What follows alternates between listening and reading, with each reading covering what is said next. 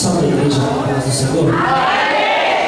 Glória a Deus. Mas o motivo de alegria de estar na presença do Cordeiro, porque nessa noite é noite de festa, é noite de alegria, de mais uma primavera na vida do nosso pastor Carlos. Que Deus possa honrar, Deus possa abençoar, e que os sonhos que ele sonhou venha a ser cumprido na vida dele. Amém, queridos? Louva a Deus pela vida do nosso irmão Walter, que nos buscou ali no Vila Reino, nos fez o convite, pela vida da esposa dele, por nome de Elaine. Que Deus abençoe a tua vida. Glória a Deus. Me ligou, eu estou ainda enfermo, minha filha está enferma, quase que não ia vindo, mas o pastor ele fez um convite quando eu preguei lá no Vila Reino. Eu não posso te deixar de fazer a obra do Senhor. Amém, queridos? Amém. Deus ele falou com a nossa vida tremendamente pelo louvor. Podemos sentir a presença de Deus. Só que eu quero que você olhe para a vida do teu irmão e fale assim: o melhor é agora. O melhor está no final da festa. Fala para ela. Aleluia. Glória a Deus. Abra a tua Bíblia comigo rapidamente. O horário já está escasso. Irei falar alguns minutinhos. Livro de Lucas, Evangelho de Jesus, segundo escreveu Lucas, o seu capítulo de número 7. Glória a Deus. E no seu versículo do número 16 e 17. Prometo não fatigar os irmãos, serei breve nas minhas palavras. Amém, queridos? O Evangelho de Jesus, segundo escreveu Lucas, capítulo 16 e versículo 17. Glória a Deus. Louva a Deus pela vida de todos que se encontram. Lucas 7, versículo 16 e versículo 17. Todos que acharam, digam amém? Amém. Vamos ler a palavra do Senhor. Diz assim: e de todos se apoderou o temor, e glorificavam a Deus, dizendo: um grande profeta se levantou entre nós, e Deus visitou o seu povo, e correu dele esta fama por toda a Judeia e por toda a terra circunvizinha. Amém, queridos? Pode tomar o seu assento em nome do Senhor Jesus. Glória a Deus. Preste minha atenção no que Deus ele vai falar para a tua vida esta noite. Aqui está a vida de um homem de Deus, a vida de um escritor, um historiador que o Senhor levantou, aleluia, e separou para uma grande obra. Quando a gente passamos a analisar a vida deste homem, não poderemos falar sobre esse texto sem antes daquele que o escreveu, o homem por nome de Lucas. Preste minha atenção. A Bíblia e a história vai nos dizer que agora eu vejo a vida deste homem, sendo ele o homem que estudou, se formou-se, aleluia, há quem diga que dentro do Egito e outros digam que era na África, na atual Líbia, o homem por nome de Lucas. Lucas não foi qualquer um, porque se Lucas é o único gentil entre os apóstolos que, aleluia, escreveu sobre Jesus. Lucas é o único que não viu Jesus de face a face. Lucas é o único que não observou Jesus, aleluia, de face a face, como os demais discípulos que aqui se encontram. Mas sendo ele agora um homem que foi ganhado por Paulo na sua segunda viagem missionária. Segundo a história nos diz que Paulo, ao pregar na cidade de Tessalonicenses, ou melhor, ao pregar, aleluia, na sua segunda viagem missionária, dentro da cidade por nome de Corinto, capital da prostituição daqueles dias, aleluia, Paulo na sua segunda viagem missionária. Agora, aleluia, a história vai nos dizer que Paulo, ele ganha a vida deste homem. Por quê, Felipe? Porque quando Paulo está na sua segunda viagem missionária, e quando ele está dentro da cidade de Corinto, chegando na cidade de Éfeso, a Bíblia vai nos dizer que ele prega uma mensagem de um homem por nome de Eusto cai da janela. Aleluia, como assim, Felipe? Não entendi. Como, aleluia, este homem por nome de Eusto cai da janela, estava Lucas naquele lugar, porque Lucas era o único médico naqueles dias que estava vendo as pessoas, aleluia, porque ele viajava de cidade em cidade, de vilarejos em vilarejos, em todas as terras ao redor, para poder, aleluia, curar as pessoas. E sendo ele agora andando com o apóstolo Paulo, aqui indica, aleluia, que quando nós observamos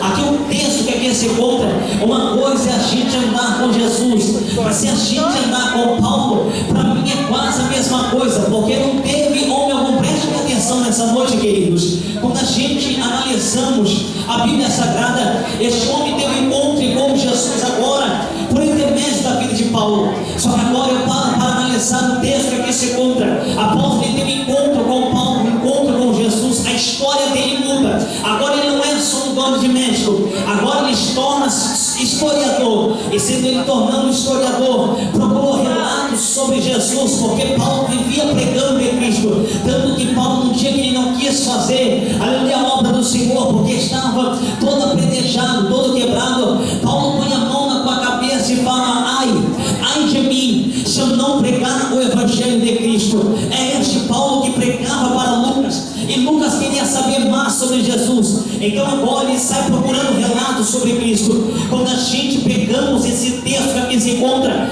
esse foi um dos maiores textos que aqui um homem por nome de Lucas pôde escrever. Sendo esse texto aqui nós lemos uma história muito emotiva, uma história que nos vai nos chamar muito a atenção, uma história que vai motivar a nossa vida a querer chegar mais a Jesus. Preste atenção nessa noite. Quando analisamos a mensagem do Senhor, Lucas agora está trazendo relatos não só da doutrina de Jesus. Lucas agora não está trazendo só relatos sobre aquilo que Jesus ele ensinou, mas sim que Jesus efetuou através dos seus milagres.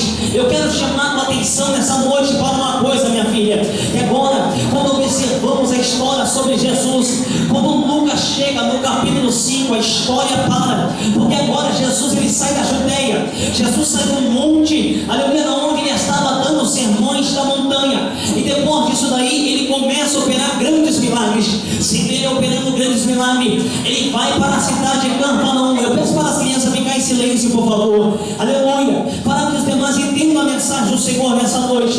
Lucas agora ele está narrando sobre Jesus, e agora quando Jesus ele está na cidade de Cafarnaum, a Bíblia vai nos dizer, querida, que agora quando Jesus ele se encontra dentro da cidade de Cafarnaum, 3 milagres grandes se operam lá dentro dessa cidade. Por que, Felipe, você está falando isso? Os 3 milagres nessa noite, aleluia, a qual Deus colocou no meu coração, eu vou trazer para a tua vida nessa noite, sobre 3 revelações que Deus me entregou através dessa mensagem. Quando analisamos o texto que aqui se encontra, o primeiro milagre que Jesus ele opera, está escrito que agora Lucas ele está narrando no livro de Lucas, capítulo 5, versículo de número 18. A gente vai começar a analisar, aleluia, Jesus está dentro de uma casa. Deixa eu chamar a tua atenção. E agora quando Jesus ele está dentro de uma casa, a casa estava lotada, porque neste tempo a fama de Jesus era sobrenatural sobre a terra. A fama dele ocorria tanto na Judeia como Samaria, em Jerusalém, em Capadócia, até os confins da terra. Todos estavam sabendo que um grande profeta entrou no meio deles. Todos estavam sabendo isso, e sendo isso, sabendo que agora Jesus ele está habitando na cidade de Cafarnaum, numa cidade marítima. Jesus está dentro de casa, e a multidão não esperou. Todos daquela cidade correu para a casa de Jesus. E agora quando correm para a casa de Jesus, a multidão era tão grande que ninguém podia entrar, pastor, e ninguém podia sair. A Bíblia vai nos dizer que agora, como ninguém podia entrar e ninguém podia sair, Jesus aproveitou a oportunidade e não foi conversar da vida alheia, como alguns crentes dentro da casa do Senhor aproveita para fazer isso. Jesus não quis saber de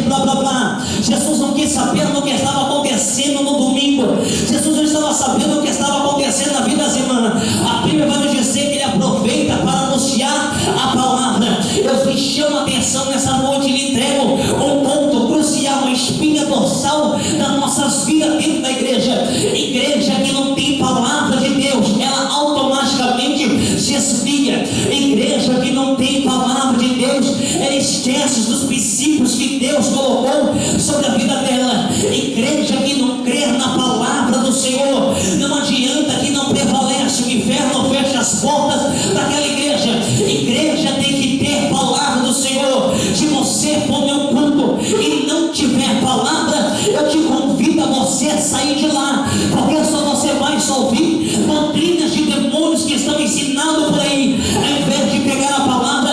É o que está ensinando no dia de hoje, cantora. Mas quando eu prego a palavra do Senhor para analisar, eu vou lhe entregar uma coisa para a tua vida sobre a palavra, para que você saia cheio nessa noite. A Bíblia diz, no livro de Salmos, capítulo 1, diz assim: bem-aventurado é o varão que não segue os conselhos dos ímpios, nem se detém no caminho dos pecadores, e nem se assenta nas rodas dos escarnecedores.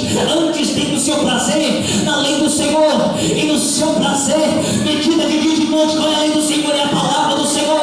Antes tem o seu prazer nela. Se você tem prazer na palavra do Senhor nessa noite, levante a mão para cima.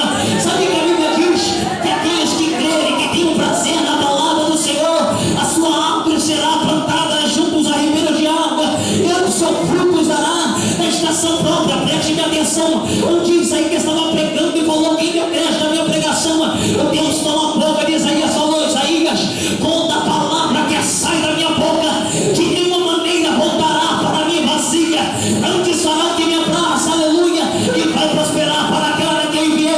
No livro de Isaías ainda diz: cai as folhas e secam as flores, mas a palavra de Deus permanece para sempre. Levante a mão para cima, levante a mão, que eu vou te falar ainda sobre a palavra.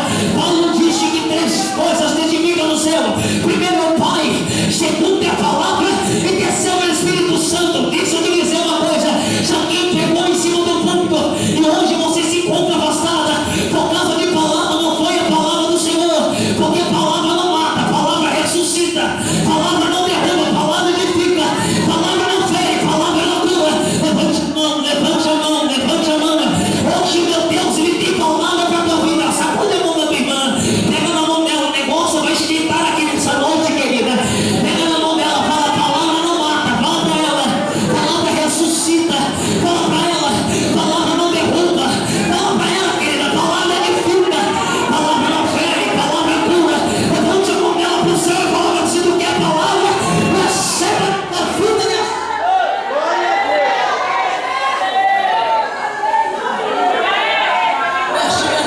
Jesus, ele aproveita para anunciar a palavra. Eu vou lhe chamar a atenção em uma coisa que agora a história da Bíblia nos diz: que 5 agora